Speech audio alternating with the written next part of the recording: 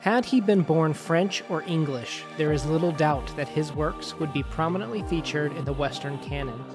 In the Americas, he is certainly on the level of Melville, Hawthorne, and Poe. Machado de Assis, we're going to be talking about one of his most popular short stories found in this collection right here, Midnight Mass, today. That's some high praise with those names, which I think that he rightfully deserves. Welcome to the CodeX Cantina, where I am Una. And I am Midnight Crypto. No, Mass Crypto? Crypto Mass? I don't know. He's massively crypto. And if you've been here before, welcome back. If this is your first time, we take a conversational approach to literature, thinking that that is the best way to get the most out of it. If you're down for that, hit that subscribe button to join us on the journey. And as always, you start off with publication information. Midnight Mass was published in 1899, and our version is translated by William L. Grossman and Helen Caldwell. We'll leave a link down in the description where you can read for free. Now, the writing in this is absolutely gorgeous. There's no way it's as beautiful in Portuguese as it is in English. Like, I can't even imagine. Like, it's just so beautiful in English. I can't even believe this is translated. It flows so well. So this is a new to us author, and we are for sure going to be continuing, as I'm already planning on some of his books down the line. But Machado de Assis apparently wrote 9 novels and more than 200 short stories, yet remains almost completely unknown. And I mean, his name never came up once in any of my literature classes. Yeah, I'd never heard of him before you brought him up. We started discussing what was going to be on the schedule. Never read him in high school, college, or anything, which is crazy because his storytelling is so unique, and I love how his point of view really resonates depending on how you view the story. This is a story of ambiguity. You get actions, but you don't necessarily get why they do a lot of these actions. And the testament to this, unfortunately, has not been translated into English, but there's literally a collection called Midnight Mass, Variations on the Same Theme, where 6 celebrated Brazilian authors write this story from the different characters in this. They tell the story again from their point of view.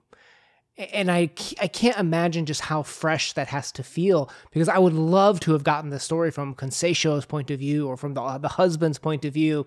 That is just so cool. But that is probably one of the main driving forces of this, is the ambiguity of the points of view. Do you know the 6 authors? Because I would love to know if one of them was Clarice. We'd have to learn Portuguese for that alone. No, I will put the names up on the board for anyone that is interested or can speak Portuguese and would like to indulge in that. But what I would say is, one thing that the reason why I would put this story on a pedestal is In a Grove by Ryunosuke Akutagawa. We covered that on this channel. One of the most brilliant writings to have ever come out of Japan, where it tells a story so perfectly crafted, you cannot tell what's the truth. The characters perfectly contradict and support each other at the same time. This is the psychological version of that, where these characters can all agree exactly on what happened, but all disagree on the motives behind it. And that's what's going to, I think, make this story really enriching to discuss. And I think that's one thing to really point out that was key for me was, and I'll talk about this a little bit more on our subjective rating at the end, is that on the surface, this just seems like kind of a coming-of-age story, but there is a lot more depth to it that I think having a conversation will pull out some more of that meaning. And for a reader such as myself that struggle with it the first pass-through, maybe to enjoy it a little bit more. So for plot, and then we'll get into our discussion and analysis after this, the narrator comes to Rio to study for his college exams. He stays with a notary, Menezes, and his second wife, Conceição, his mother-in-law, and 2 former slaves. Menezes would go to the metaphorical theater, aka to have an affair with another woman, and then come back the next morning. Conceição, his wife, was the saint in a glass of lukewarm water, where she was not too much of anything, not too little, not too much. The narrator stayed in Rio to see the midnight mass in the big city. Everyone goes to bed while he stays up late and reads. Conceição comes into Nogueira's room. They talk of novels, the midnight mass in the city versus the country, and they both fidget and become kind of scatterbrained. The woman moves closer and then keeps pushing him to keep talking. The woman talks about pictures of women being inappropriate in their house, and how she'd much rather have her religious paintings, but she keeps those in the oratory instead. The narrator looks away, even though he isn't tired of looking at her, and didn't want the conversation to end and felt he ought to, out of respect. His friend soon arrives, beating on the window, yelling that the midnight mass has arrived. Later, the husband dies of a stroke, and the woman marries the husband's apprenticed clerk. End plot. All right, where do you want to start with this one? There's so many characters, so many angles. I feel like that there's no right way, is there? Well, first of all, for people who have read this, they may have walked away with, this is what happened. And what I would like to do is maybe kind of explore that there's probably a couple different ways to interpret almost every action in this short story. Some people may interpret it as the woman was advancing on him. Some people may interpret it as the coming of age, where this boy thought she was advancing, but she really wasn't, as she, went off and married this other man. There's a lot of different ways to review this story in terms of, did the woman mean to? Was she conscious of it? Did she not do it? Did the little boy interpret it this way because this is a story that we're looking back on the younger version of ourselves? And the narrator even admits that he's not 100% reliable. Like, he's recalling a very confused, inexperienced version of himself. We have the quote, "And I remember that she shut her eyes again. Whether hurriedly or slow, I do not remember. Some of my recollections of that evening seem abortive or confused. I get mixed up. I contradict myself." 100% agree. At first, I was very confused about this, but I think that as I think back, the young boy, the narrator, has realized that the wife is being neglected by the husband. He's going off and having an affair, and here he kind of swoops in and thinks maybe he's saving the day. He's young and virile, and she needs somebody to connect with, and I think that he's maybe misremembering these things a little bit. I think that he was hoping that she was advancing on him. Well, he could think that, or could he think he was just being the platonic person to listen to her when she felt lonely, right? We don't know the answer, because he also could have felt nervous where maybe she was advancing, to your point, but did he want her to? Or did he not want her to? Was that why he was potentially nervous? There are so many different ways to interpret this. This is really the psychological in a grove. It's so fascinating the way that you can counter-argue with yourself as you talk about why are the characters doing it this way. Right. I mean, if you look at some of the key words of how two people are interacting, this is an awkward situation with the fidgeting. This is a situation that you don't know whether this is really happening or not. You don't know what the intentions are from either person. And it is kind of that idea of when two people come together and they're unsure of each other's motives, they may act, out of retaliation. They may act out of, I don't know what I'm supposed to do in this scenario, especially at 17 when you don't know maybe someone's true intentions, or do you? Maybe he was, wise beyond his years. We really don't know. So let's talk about a couple of signifiers in here, maybe some different ways to interpret them. So first of all, a Machado do Galo. Again, all of these names are probably being murdered by us. I apologize. I don't speak Portuguese, but I would love to.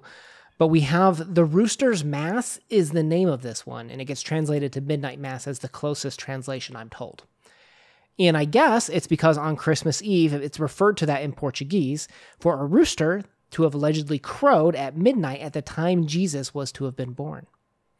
So there's already built into the title some coming of age, awakening moments even just in the Rooster's Mass being the title. And then in conjunction with that being on Christmas Eve, does that play into this as well?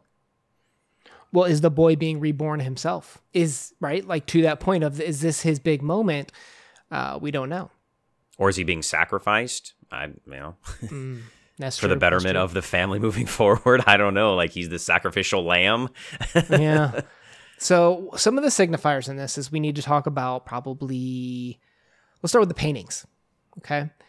There was the picture of Cleopatra that she thought was tacky. Oh, this belongs in the barbershop where the boys have the boy talk, if you will. I think Cleopatra, she doesn't have to be, but a lot of times she is that symbol of sexuality, that symbol of maybe even empowerment or objectification. And the wife can't stand it. She can't stand this sexuality, this object of sex in her house. She wants it out. Because instead, what does she want to replace it with? Religious stuff. Right, which is, oddly enough, locked away. What does that mean? Why is it locked away? Did the husband reject celibacy, right, for that promiscuity with Cleopatra is one way to interpret that. Or is the woman locking up her own thoughts and religious concepts here with it being locked in the oratory as well? There's clearly a discussion and opposition, though, between these two and the lifestyles, perhaps, that these two individuals are living as well. For me, with the painting, I felt a lot of it might have been jealousy, because she is obviously maybe somewhat of an older woman, and she's kind of described as almost plain, and that she is not something that is desired after, and she is trying to maybe seduce this young boy. We really don't know, or maybe the young boy is trying to seduce her. And does that happen, or does not that happen? If it doesn't, then she's feeling even rejected that she couldn't get a young boy. I think this is a lot of maybe the wife's personal issues that she may be struggling with. That's a good point, because she was lukewarm water, right? She was not too hot, not too cold. What about the reads? He was reading Three Musketeers, and she was reading The Little Sweetheart by Machado, which are both romantic and innocent coming-of-age kind of moments in those stories, too. And romanticism is usually a young person's game, right? And I think that she's longing after something that maybe she never had. We don't know. Maybe this was an arranged marriage, and it's a loveless marriage. And she's just looking for something to bolster, not her own feelings about her own sexuality or her own looks or anything. Just what we all kind of desire in life is love, someone to love us for who we are. And she's clearly not getting that at home, because we know definitively that her husband is having an affair. Well, that's a good point, too, because, you know, if she is getting older and she does feel like she's not attractive anymore, is that desire to return to innocence the chance at a redo? The chance at getting another, husband? Because at this point, we don't know if she's courting this clerk that used to work with her husband or not. But she's clearly, I think the signifier to me is that she ended up with someone, which tells me that she did want to fill that gap. She did want someone in her life to maybe share the journey with her. And maybe that's what that signifier is. Did you feel like that was a little bit about left field at the end? It kind of abruptly is husband dies, wife marries clerk, and I'm the narrator recanting this story. To me, I thought it was going to be the narrator and be like, and we got married and lived happily ever after her husband died. That was kind of what I was expecting to happen. Well, isn't that shakeup at the end what makes the reader's ability to say, wait, did I understand the story? Like, brilliant. When it's so like violent at the end, and maybe, the husband, he died of a stroke. So was his mind blown in theory by what was happening too, right? I see what you did there. But I think that's meant for us to challenge ourselves of, wait, did I understand what happened? Because I don't know if you've shared how you originally read it, but the whole time I was reading it, I viewed her as advancing on him, and he, the inexperienced boy, didn't know what to do. Was my main interpretation until I got to that shocking moment at the end.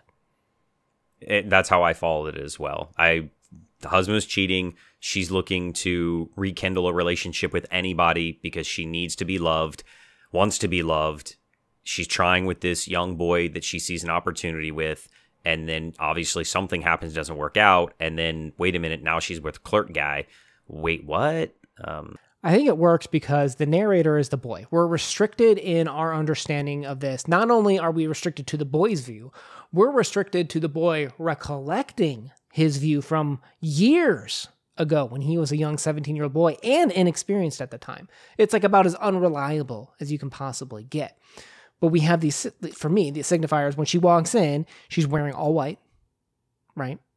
She starts licking her lips, which in my view was like, oh, okay. That's like a sensual sign that she may be interested. But also when you're nervous, right? I don't know what to say. I feel uncomfortable. I didn't think about it from that perspective at the time, but another way to interpret that is that she's nervous and doesn't know what to do. She's looking for this boy just to help her feel comfortable for, get this, her rebirth. What if it isn't his coming of age story, but her turning around point in her life? And that's what the Rooster's Mask is for her, is her to get her second chance. I never thought about that. all I think of is that I don't mean to derail you, but you said about that. I know it's, different when certain people like lick their lips, and I could kind of almost hear you doing it through our conversation. And all I kept thinking was in Friday where he's like licking his fingers. All right. So there's also some symbolism here where we have she walked between the window and the door of her husband's study. And windows are for escape and doors are for change. And that made me think, she's vacillating between how do I escape or how do I change? And that kind of, I think, further bolsters the idea that this could be her coming of age moment. Agreed.